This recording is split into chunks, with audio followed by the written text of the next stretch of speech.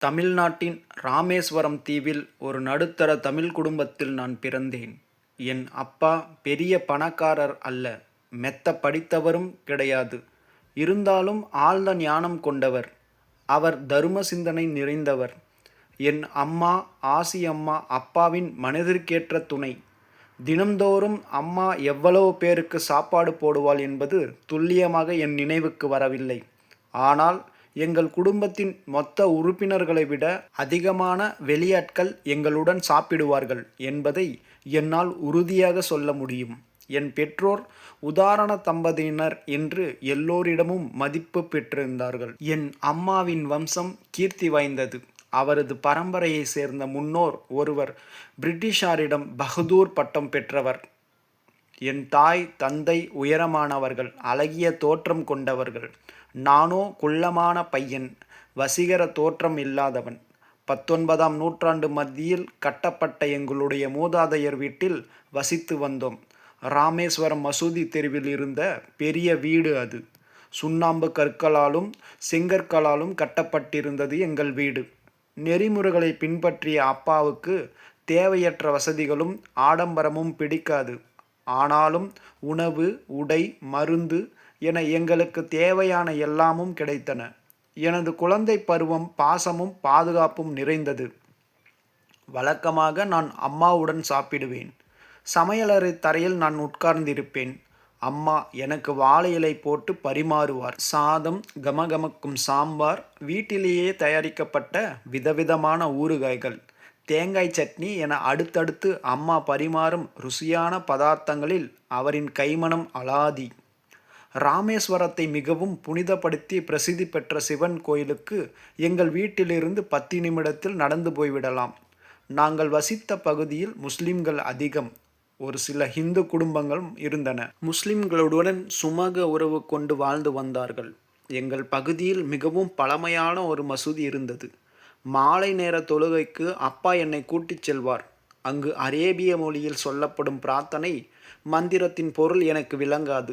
ஆனால் அதையெல்லாம் கடவுள் கேட்கிறார் என்பதில் எனக்கு அசைக்க முடியாத நம்பிக்கை.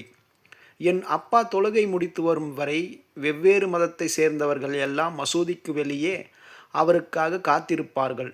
சின்ன பாத்திரங்களில் கொண்டு வந்த தண்ணீரை அவரிடம் கொடுப்பார்கள். அதில் விரல் நுனியை நனைத்து பிரார்த்தனை செய்வார். அந்த தண்ணீரை அவர்கள் தத்தம் வீட்டுக்கு கொண்டு சென்று நோயாளிகளுக்கு கொடுப்பார்கள். குணமடைந்த பிறகு எங்கள் வீட்டுக்கு வந்து நன்றி தெரிவித்து போவதும் எனக்கு நினைவிருக்கிறது. தயையும் கருணையும் கொண்ட அல்லாவுக்கு நன்றி சொல்லும்படி புன்முறுவலுடன் அவர்களிடம் அப்பா சொல்லுவார்.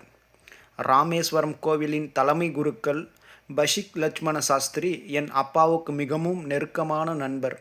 2 பேரும் தத்தம் பாரம்பரிய ஆசார உடையணிந்து ஆன்மீக விஷயங்களை விஸ்வாதாரமாக பேசிக்கொண்டிருப்பார்கள். எனது பசுமையான நினைவுகளிடம் ஆழமாக பதிந்துவிட்ட காட்சிகளில் இதுவும் ஒன்று. நான் கொஞ்சம் பெரியவன் ஆனதும் அப்பாவிடம் கேள்விகள் கேட்க ஆரம்பித்தேன். பிரார்த்தனையால் என்ன நடக்கும் என்று அவரிடம் ஒரு சமயம் கேட்டேன். பிரார்த்தனை என்பது மாய மந்திரம் ஒன்றும் இல்லை. பிரார்த்தனையால் மக்களிடையே ஒரு அற்புத பிணைப்பு ஏற்படுகிறது என்று விளக்கினார். பிரார்த்தனை செய்யும்போது உன் உடலை கடந்து போய் இந்த பிரபஞ்சத்தின் ஒரு அங்கமாக மாறிவிடுகிறாய். அப்போது பணம், வயது, சாதி, இனம் என்ற எந்த வேறுபாடும் தெரியாது. சுலபமாக பிடிபடாத ஆன்மீக தத்துவங்களை பாமரருக்கும் புரியும் வகையில் தமிழில் எளிமையாக விளக்குவதில் என் அப்பா வல்லவர். ஒருவர் தன் வாழ்நாளில் தனக்குரிய இடத்தில் என்ன நிலையில் இருக்கிறாரோ, நல்லதோ கெட்டதோ எந்த நிலையை அவர் எட்டியிருந்தாலும் அது தெய்வ சங்கல்பம். இந்த உலகத்தில் பரவி பறந்துள்ள தெய்வீக சக்தியில் நாம் எல்லோரும் ஒரு குறிப்பிட்ட பகுதியாகவே இருக்கிறோம். பிறகு எதற்காக கஷ்டங்கள், துயரங்கள், பிரச்சனைகளை கண்டு நாம் அஞ்ச வேண்டும்? என்ன சிரமங்கள் வந்தாலும் அதற்கான காரண காரியங்களை புரிந்து கொள்ள முயற்சிக்க வேண்டும். பாதிப்புகள் வரும்போது உள்முக தேடலுக்கான வாய்ப்புகளும் கூடவே வரும் என்று ஒரு முறை அவர் என்னிடம் சொன்னார். உங்களிடம் உதவியும் அறிவுரையும் கேட்டு வருபவர்களிடம் இதை ஏன் நீங்கள் சொல்வதில்லை என்று கேட்டேன். என் தோளில் அவரின் கைகளை போட்டுக்கொண்டு என் கண்களை உற்று பார்த்தார். கொஞ்ச நேரம் அவர் ஒன்றுமே சொல்லவில்லை. அவர் வார்த்தைகளை உள்வாங்கிக் கொள்ளும் திறன் எனக்கு இருக்கிறதா என்று என்னை எடை போடுவது போல இருந்தது.